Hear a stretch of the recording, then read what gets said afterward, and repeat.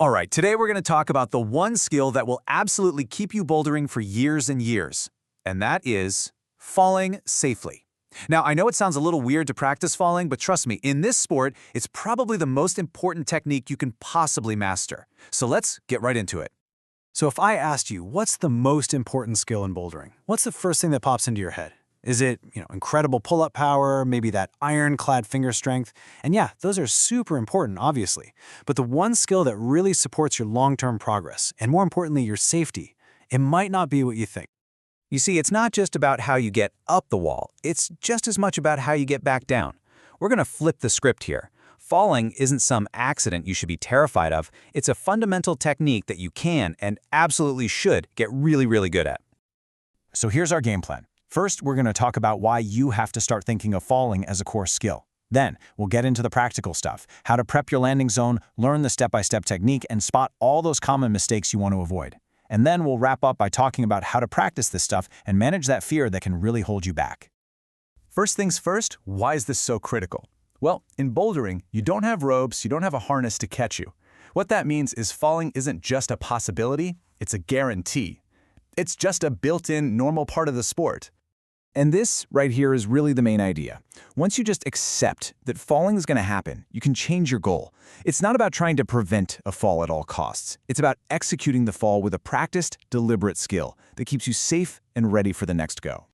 And if you need any more convincing, just look at this data. A massive 67%. That's over 2/3 of fall-related injuries in bouldering are to the lower limbs. We're talking ankles, knees, and legs. This isn't just bad luck. It's a direct result of bad landing habits. And that is the exact pattern we're going to learn how to break today. Okay, so our first real actionable step. Well, it begins before your feet even leave the mat. Safety starts on the ground by making sure your environment is clear.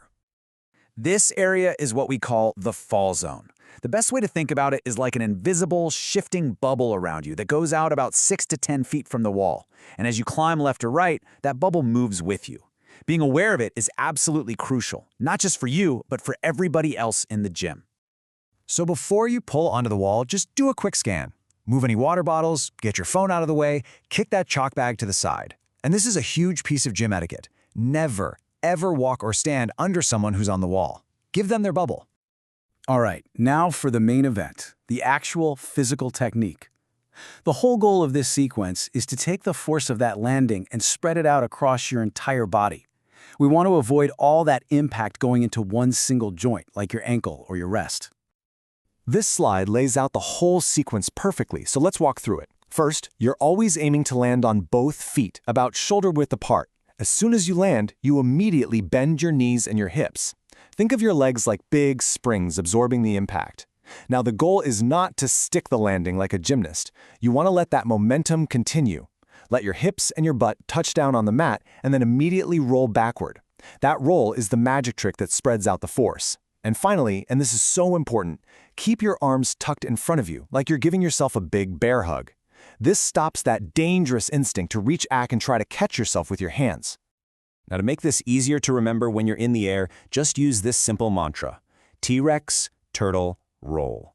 T-Rex for keeping your arms bent and in front of you, turtle for tucking your chin to protect your head, and roll to let the mat do its job and distribute all that force.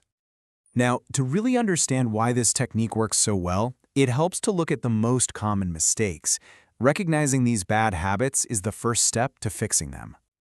This table lays it out nice and clear. Okay, number one mistake we see all the time: landing with straight, locked legs. That just sends a shockwave right up into your joints. Instead, bend everything. The other big one is reaching back with your hands. That is a one-way ticket to a sprained or broken wrist. The correction? That bear hug. Also, try to avoid landing all your weight on a single foot. And finally, try not to push off the wall like you're launching yourself into orbit.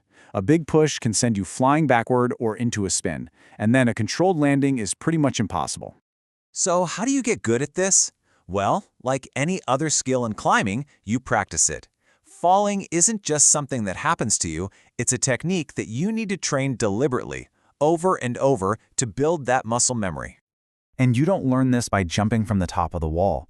You build it up slowly. Start right on the ground. Just a small hop, focusing on that bend and roll motion.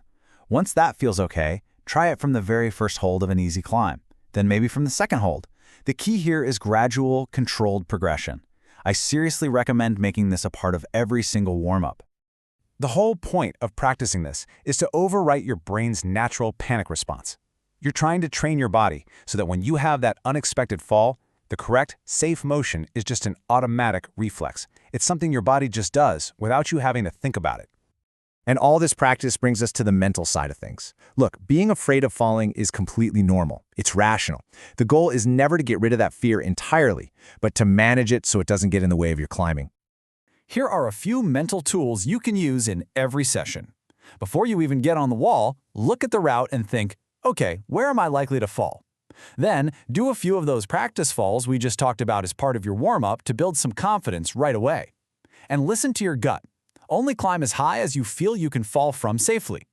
If you get to a spot that feels sketchy, there's absolutely no shame in down climbing to a better spot before you let go.